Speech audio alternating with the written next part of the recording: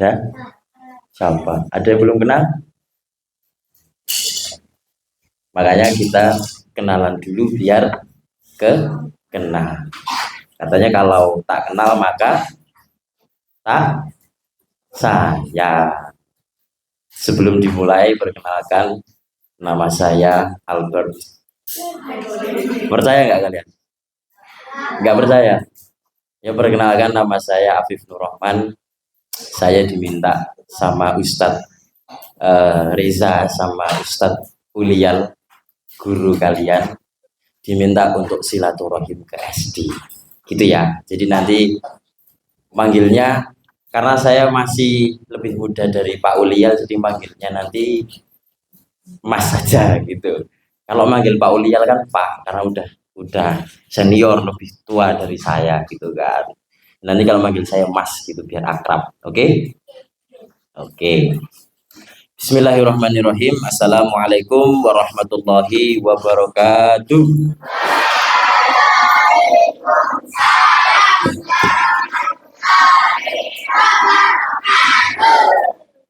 Gimana kabarnya? Suaranya kurang kompak. Gimana kabarnya? Ini kan suaranya semangat gitu loh. Ada yang belum sarapan? Siapa yang belum sarapan? Nanti belum sarapan kalau bisa jawab pertanyaan dibelikan nasi sama Pak Ulil. Gitu ya. Nanti kalau jawab pertanyaan dibelikan nasi sama Pak Ulil. Gitu. Oke. Selamat pagi. Jawabnya bukan kayak gitu.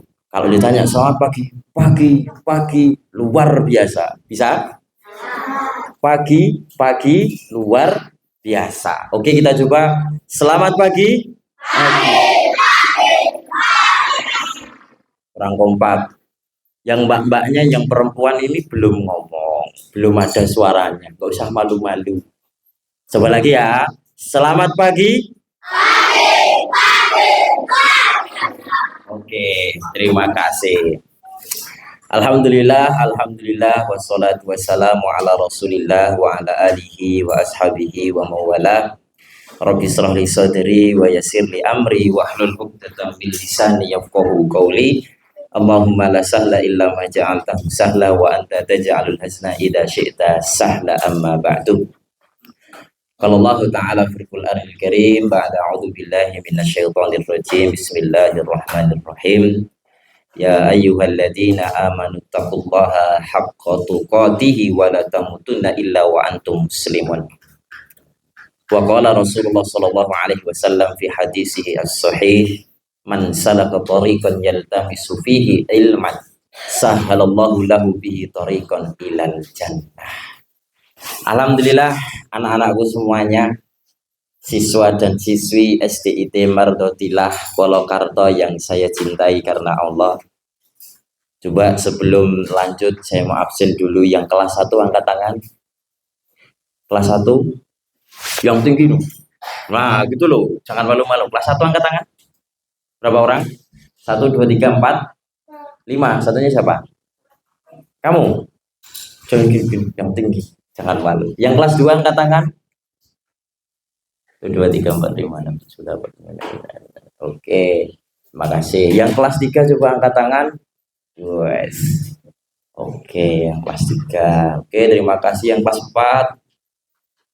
Wes, semakin banyak yang kelas 4. Terima kasih. Yang kelas 5 mana? Kelas 5.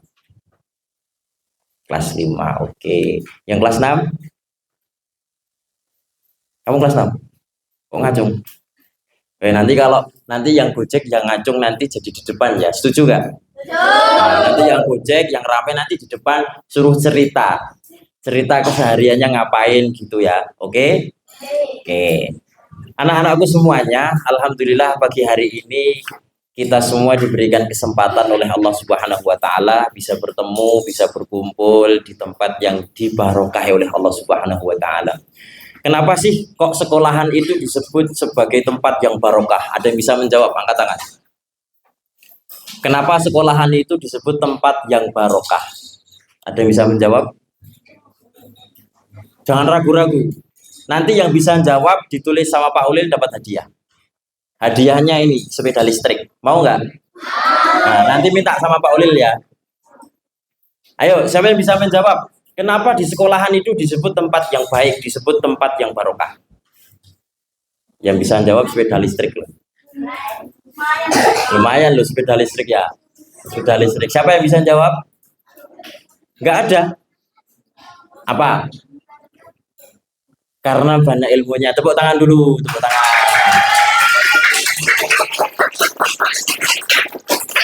Yang lain ada yang mau melengkapi selain karena banyak ilmunya, yang lain nggak usah malu-malu. Ayo apa? Karena suci, tepuk tangan. Kamu karena sekolahan tempat untuk menuntut ilmu. Terima kasih, tepuk tangan. Ini kok yang jawab yang laki-laki toh, yang perempuan nggak ada suaranya. Yang perempuan nggak ada yang mau jawab. Kenapa sekolah itu tempat yang bagus, tempat yang barokah? Nggak ada yang mau melengkapi. Gak usah malu-malu, nggak apa-apa ngomong aja. Nggak ada yang jawab. Oke, kalau nggak ada yang jawab, betul. Jadi anak-anakku semuanya diperhatikan. Kenapa sekolah tadi termasuk tempat yang barokah? Tadi udah dijawab sama teman-teman kalian. Satu, sekolahan itu tempat untuk menimba ilmu, menuntut ilmu.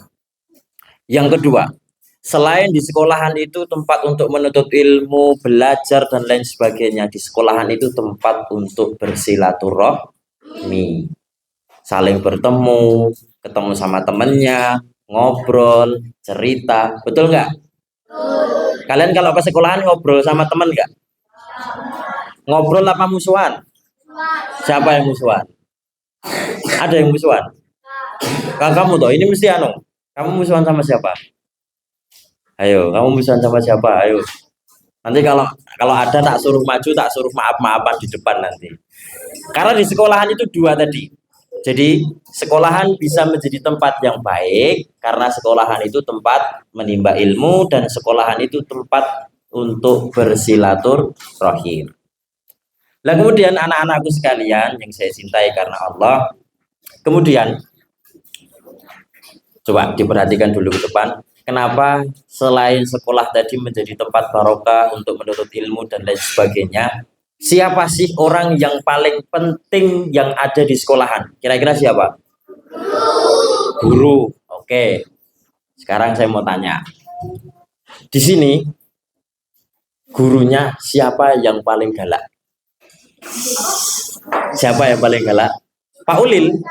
Ya, Ustadz Ulil. Oh bukan, Ustadz Reza. Siapa? Enggak ada. Hah? Siapa? Enggak apa-apa, enggak usah takut. Kalau gitu siapa guru yang paling baik? Angkat tangan. Angkat tangan. Siapa guru yang paling baik? Ustadz Reza. Bu Yuyun. Terus Pak Buka. Terus oke, cukup, terima kasih. Kok Pak Ulil nggak disebut Pak Ulil? Pak Ulil emang nggak baik. Kan Pak Ulil juga baik, yang mau ngasih hadiah nanti kan Ustadz Ulil. Jadi Pak Ustadz Ulil itu juga baik, gitu ya. Oke, anak-anakku sekalian, perhatikan dulu di depan. Guru itu kalau dalam bahasa ada kepanjangannya. Kepanjangannya guru itu digugu dan ditiru. Jadi guru itu digugu dan ditiru. Nah, oleh karena itu, guru itu menjadi orang yang paling penting yang ada di sekolahan ini. Sekarang saya mau tanya kepada semuanya. Sebelum kalian semua masuk di SD, kalian semua sekolah di mana? TK. Nah, kira-kira di TK sama di SD itu beda apa enggak? Lebih enak di TK apa di SD? Masa? Kenapa kok di TK enak?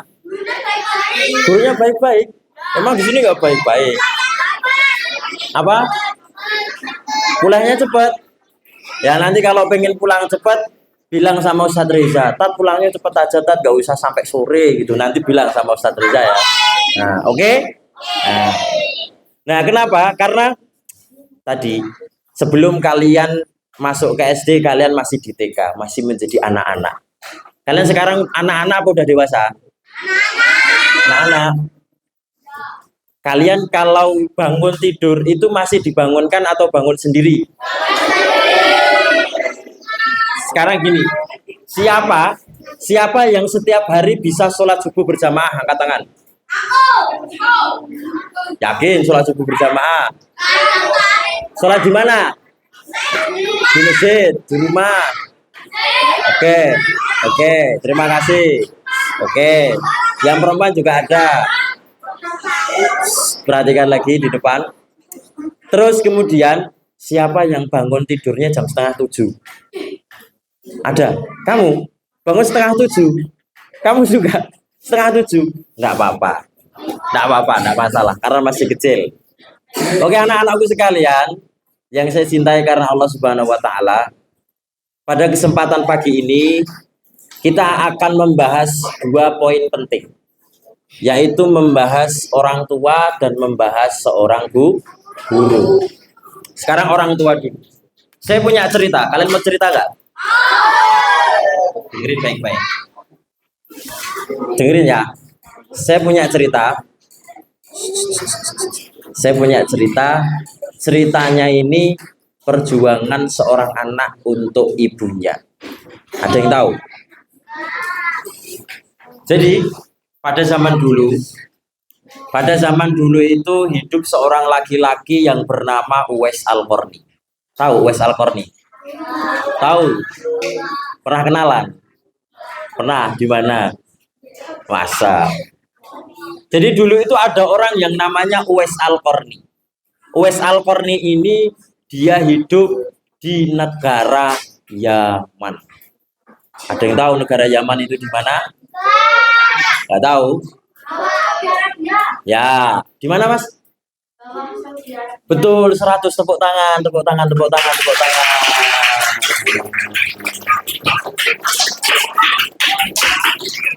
Jadi Yaman itu betul. Namanya siapa tadi? Akbar. Afan. Kata Mas Afan, Yaman itu di bawahnya Saudi Arabia, betul. Di Yaman itu sama kayak di Arab. Arab itu negara yang sangat panas. Saking panasnya. Karena Bapak kebetulan pernah ke sana dan di sana itu suhu panasnya itu sangat ekstrim sekali. Suhu panasnya itu 45 sampai 50 derajat. 45 sampai 50.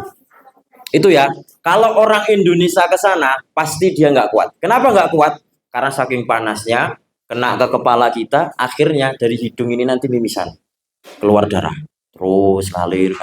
Itu karena saking panasnya di sana. Beda, kalau di Indonesia kan panasnya enak. Itu negara Arab sana. Bisa ya dibayangkan betapa panasnya kan? Dulu waktu Bapak pertama kali ke sana itu juga sama. Sering mimisan kayak gitu karena ini nggak kuat sama panasnya. Nah, balik ke cerita Uwais Al-Qarni tadi.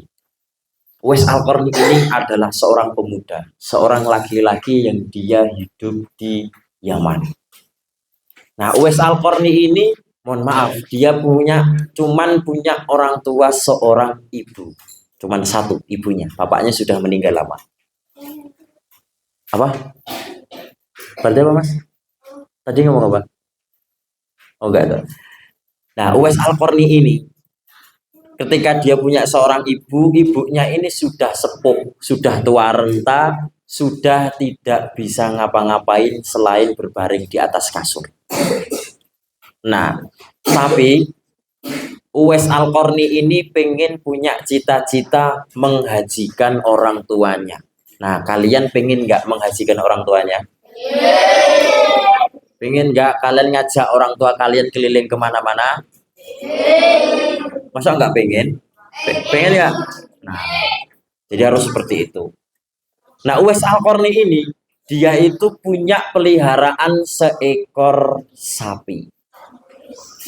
Dia punya seekor tok, karena cuma satu tok, satu sapi. Nah, Uwais Al-Qarni ini kan, dia hidup itu di bawah kaki gunung. Ya kalau di sini tuh kayak hidupnya di Tawangmangu, di bawah kaki gunung gitu kan. Gara-gara dia ingin menghajikan orang tuanya, tapi Uwais Al-Qarni ini dia punya keterbatasan secara ekonomi, dia nggak mampu untuk membayar tiket biar bisa berangkat haji, itu dia nggak mampu, nggak bangun, nggak bisa, dan dia hanya orang biasa yang bekerja biasa gitu. Akhirnya dia punya ide begini, kalau saya ingin menghajikan orang tua saya, tapi kalau saya tidak punya uang, tidak punya kemampuan, kira-kira cara apa yang bisa saya lakukan agar saya bisa membawa ibu saya pergi ke tanah suci? Menurut kalian ya ini, menurut kalian dengan cara apa Uwais Al-Qarni bisa haji bersama ibunya? Menjual sapi, terus berdoa. Ada lagi mbak-mbak mau jawab? Bekerja, menggendong, terus ya bagus, jawabannya sudah mulai bagus, jawabannya sudah sesuai.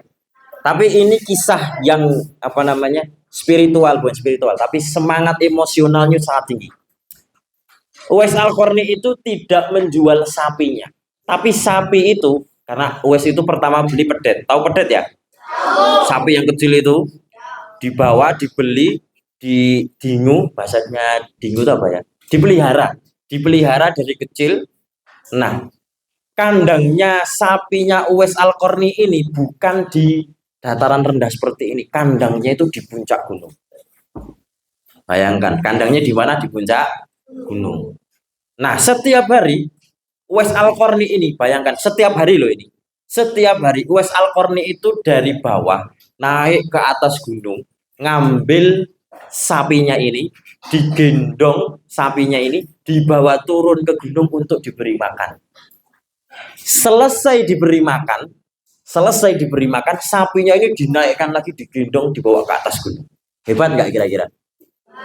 Kalau kalian kayak gitu bisa nggak? Masa nggak bisa? Bisa lah kalau mau dicoba. Nah itu dilakukan seberapa lama? Adik-adikku, anak-anakku yang saya cintai karena Allah Subhanahu Wa Taala, itu dilakukan selama bertahun-tahun.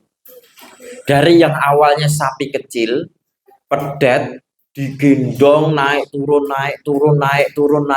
itu sampai menjadi seekor sapi yang beratnya itu hampir 1 ton. Bayangkan, tahu kan sapi kurban itu kalau gede-gede gitu kan? Kalau kurban itu sapi gede besar itu, lah itu kayak gitu. Dari kecil sampai besar tuh selalu digendong kayak gitu, terus naik turun.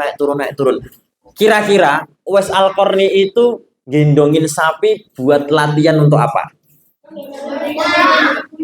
Betul sekali. Jadi Uwais Al-Qarni itu latihan untuk gendong ibunya pergi haji. Nah, kisah ini anak-anakku yang dicintai oleh Allah Subhanahu Wa Taala, akhirnya si Uwais Al-Qarni ini memikul ibunya, gendong ibunya. Kayak kalian waktu kecil kan juga digendong kan? Ya enggak? Sampai sekarang ada yang masih digendong? Ada? Kamu masih digendongin? Masa? Udah besar loh. Nah itu Uwais Al-Qarni itu, dia itu gendong ibunya ditali pakai jarik. Tahu jarik ya? Ditali pakai jarik, sedemikian rupa akhirnya dia jalan dari Yaman sampai ke Mekah. Bayangkan jarak Yaman sampai ke Mekah itu seperti Indonesia ke Malaysia. Jauh nggak? Jauh nggak dari Indonesia ke Malaysia? Ada yang pernah keluar negeri? Jalan-jalan ke luar negeri belum pernah? Nggak ada.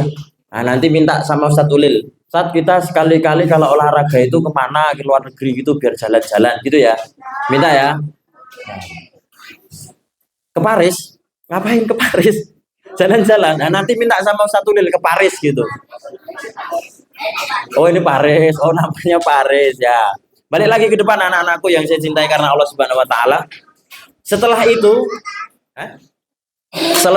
itu si Uwais Al-Qarni ini sampai di Mekah. Setelah sampai di Mekah, dia ketemu sama anaknya sahabat Umar bin Khattab.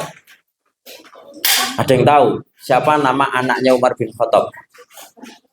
Kenal? Tahu nggak Umar bin Khattab? Tahu kisahnya Umar bin Khattab? Umar bin Khattab sahabat Nabi yang dulunya itu dia seorang preman.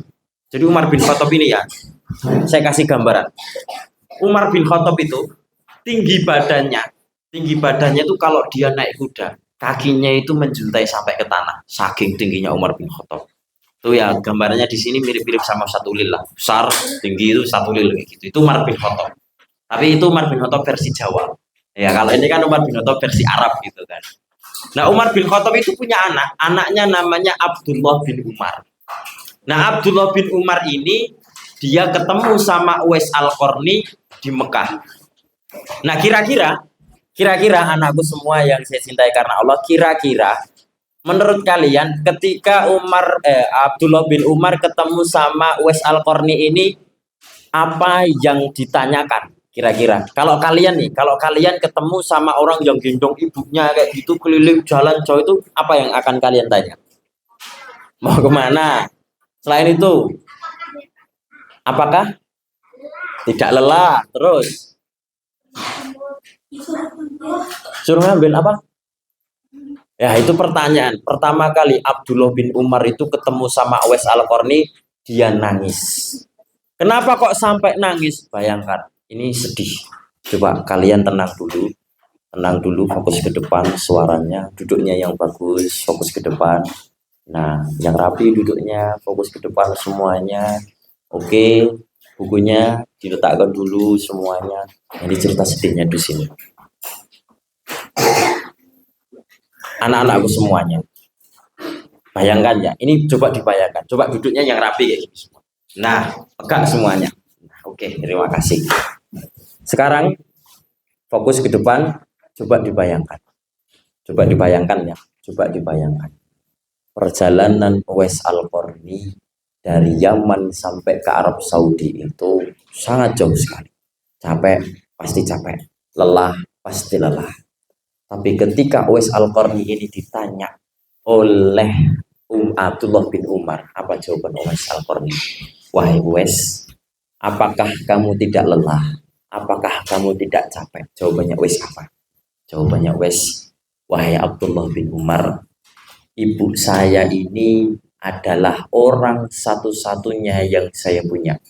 Orang satu-satunya yang saya cintai. Dia yang melahirkan saya, dia yang mengandung saya 9 bulan 10 hari, dan tidak pernah selama hidupnya ibu saya ini memarahi diri saya, membenci diri saya, memberikan hal yang buruk kepada saya. Selalu kebaikan-kebaikan yang diberikan oleh ibu saya. Lantas, apakah pantas saya sebagai seorang anak ketika melihat ibu saya mempunyai keinginan untuk haji, tapi saya tidak bisa memenuhi keinginan ibu saya? Sekarang coba dibandingkan. Nanti anak-anakku semuanya pulang ke rumah. Nanti pulang kan, ketemu sama orang tuanya kan. Coba nanti tanya, Bapak, Ibu, capek apa enggak? Lelah nopo mboten? Coba tanya. Berani? Berani gak? Nanti harus tanya dan nanti harus dibuat catatan. Nanti saya pengen lihat catatannya. Kira-kira ibunya ngapain, bapaknya ngapain, perasaannya apa. Jadi harus ada, nanti dicek sama Ustadz Riza sama satu dulu. Gitu. Perhatikan lagi, fokus lagi ke depan. Coba tanyakan kepada orang tua kalian. Kira-kira orang tua kalian itu capek atau enggak? Lelah atau enggak? Atau kira-kira begini, kalian pernah nggak minta maaf ke orang tua? Minta maafnya karena apa? Karena jalin teman. Yang lain? Karena ngeyel terus. Karena jawab ketika orang tua ngomong. Ada lagi. Nah, dari kisah Uwais Al-Qarni ini seharusnya bisa kita ambil pelajaran. Coba fokus lagi ke depan. Pelajaran apa yang bisa kita ambil? Anak-anakku semuanya, orang tua kita adalah harta yang paling berharga yang kita punya. Karena orang tua kitalah yang menerima kita. Orang tua kitalah yang mencintai kita tanpa syarat dan tanpa ada apapun. Itu orang tua kita. Hari ini masih ada yang kalau disuruh orang tuanya ngeyel, ada mboten? Banyak apa enggak? Banyak apa enggak? Berarti yang lainnya kalau disuruh orang tua manut. Manut nggak kalian sama orang tua? Serius. Nah, kalau ada yang masih ngeyel, dengerin ya Pak Habib. Kalau ada yang masih ngeyel, saya alhamdulillah masih punya orang tua juga. Saya kalau ke rumah itu, ini saya loh ya. Walaupun saya sudah sebesar ini, saya kalau pulang ke rumah itu satu salam. Setelah saya salam, saya langsung temui ibu dan bapak saya. Selesai saya temui ibu dan bapak saya salim, cium tangan. Cium tangan saya ini bisa kalian praktekkan. Cium tangan menghormati orang tua itu begini, nanti praktekannya. Satu, ini, tek, tek, tek, tek. Bisa kalian 4 kali.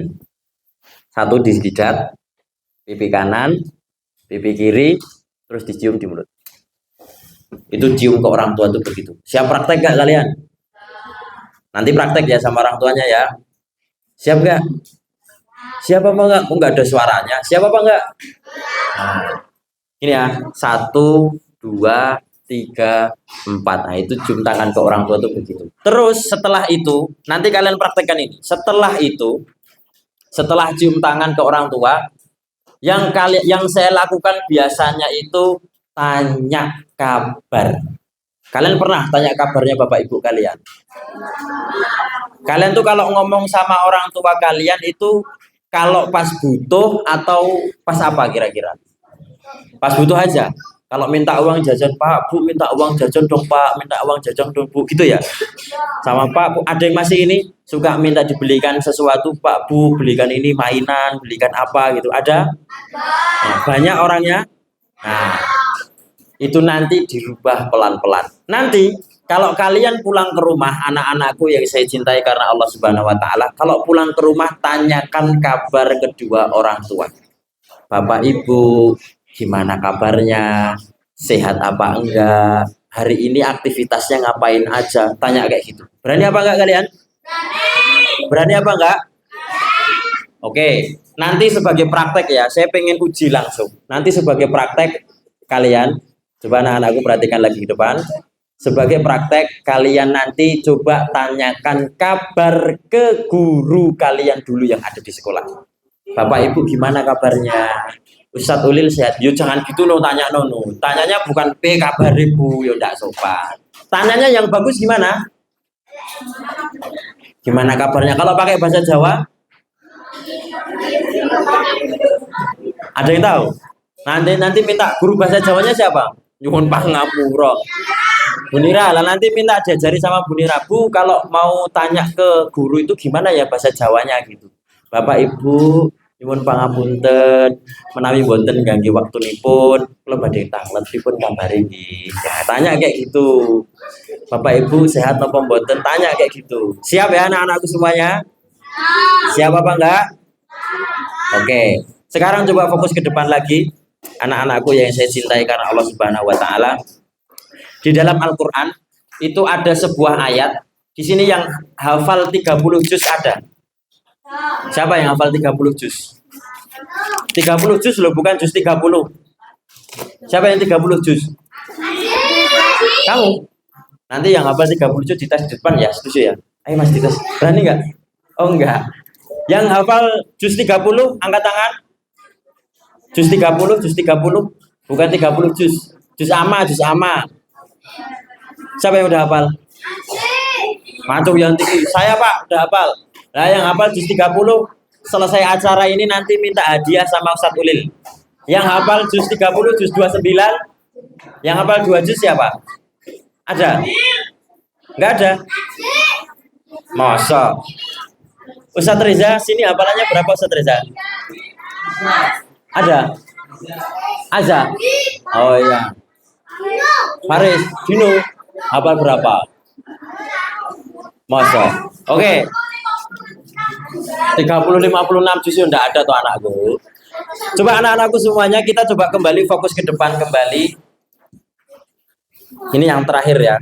Yang terakhir, pesan saya di dalam Al-Qur'an itu ada sebuah surat. Suratnya namanya surat Al-Isra. Surat Al-Isra ini di dalam salah satu ayatnya itu Al-Isra atau apa saya lupa, nanti bisa dibenarkan. Itu nanti ada ayat yang bunyinya begini. Wala taqul lahuma uffin. Dan jangan sampai kamu itu ngomong uff. Uff itu ngomong apa? Uff itu ngomong ah. Ngomong ah ke siapa? Ke orang tua, ngomong ah ke guru. Ada nggak yang kalau disuruh, ayo anak-anak kita baris dulu, ayo semuanya segera Pak, ada yang jawabnya begitu? Ada enggak? Ayo jujur. Siapa? Nah, jawab seperti itu tidak boleh. Jadi nanti sama orang tua itu jangan kalau disuruh atau ditimbali, dipanggil itu jangan ngomong ah. Tapi ngomongnya apa? Bukan D, dalam. Apa? Dalam. Coba praktek ya. Kalau saya panggil anak-anakku jawabnya apa? Halo anak-anakku. Kok ngopo tuh jawabannya? Dalam. Apa? Nanti yang jawab ngopo tak suruh maju ke depan. Nah, halo anak-anakku. Nah, nanti kalau dipanggil sama bapak ibu guru sama orang tua itu jawabnya begitu. Jangan ngopo pak, ngopo bu. Ini apa tuh pak? Nggak boleh seperti itu. Jangan jadi ya. Nggak boleh ya. Jawabnya tetap harus dalam. Oke anak-anakku sekalian yang saya cintai karena Allah Subhanahu Wa Taala. Coba duduknya yang rapi dulu menghadap ke depan. Duduknya yang rapi menghadap ke depan. Saya punya permainan. Sebelum saya tutup saya punya permainan. Coba perhatikan ke depan. Lihat ke depan ya, lihat saya ya. Lihat saya. Oke, fokus lihat saya. Ganteng kan? Iya. Fokus ke depan. Lihat saya. Ikuti apa yang saya katakan. Jangan mengikuti apa yang saya lakukan. Ikuti apa yang saya katakan.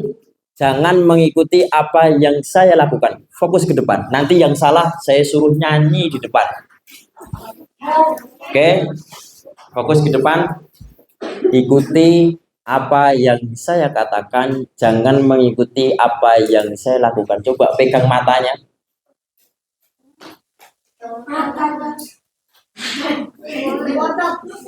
Angkat tangan kanan. Turunkan. Tutup mulut.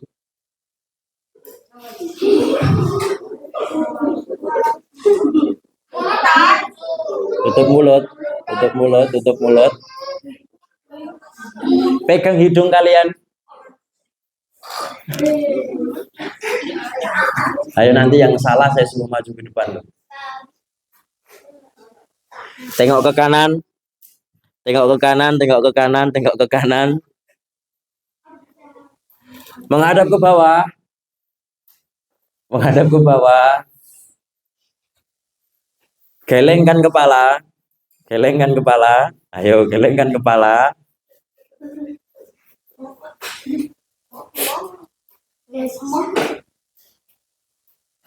Pegang kepala. Aduh, capek kepala. Yuk jangan dipukulin loh mas, nanti sakit loh. Oke. Dadah. Dadah, dadah, dadah, dadah, dadah, dadah, dadah, dadah. Oke, terima kasih. Tepuk tangan dulu, tepuk tangan, tepuk tangan, tepuk tangan.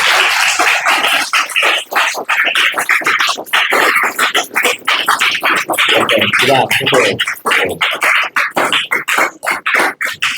Nah, oke. Terima kasih anak-anakku semuanya yang saya cintai karena Allah Subhanahu Wa Taala. Pesan saya satu tadi, jangan sampai kita melawan orang tua. Jangan sampai apa? Kurang kompak, jangan apa?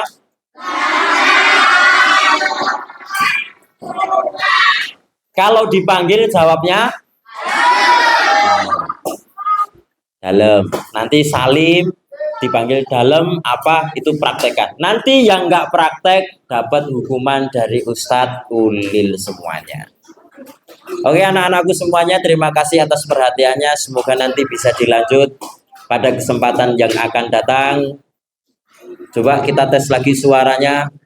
Kalau saya tanya mana semangatmu, jawabnya apa? Mana semangatmu? Mana semangatmu? Tahu tepuk anak soleh? Tepuk anak soleh.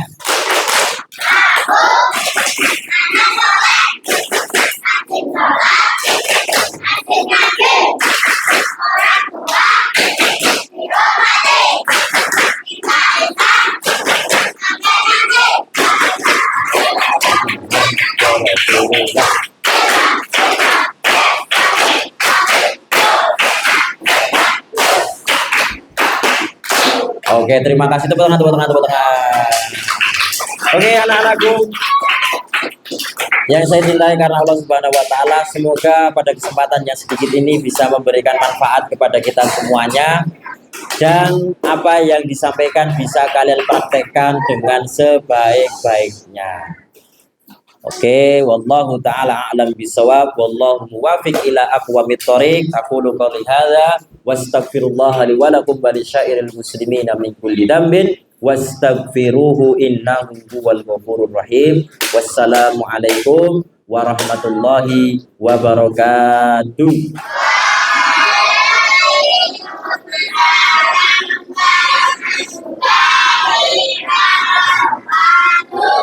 Yang duduknya paling rapi dapat snack paling banyak. Yang duduknya nggak rapi nanti disuruh menghafalkan surat An-Naba.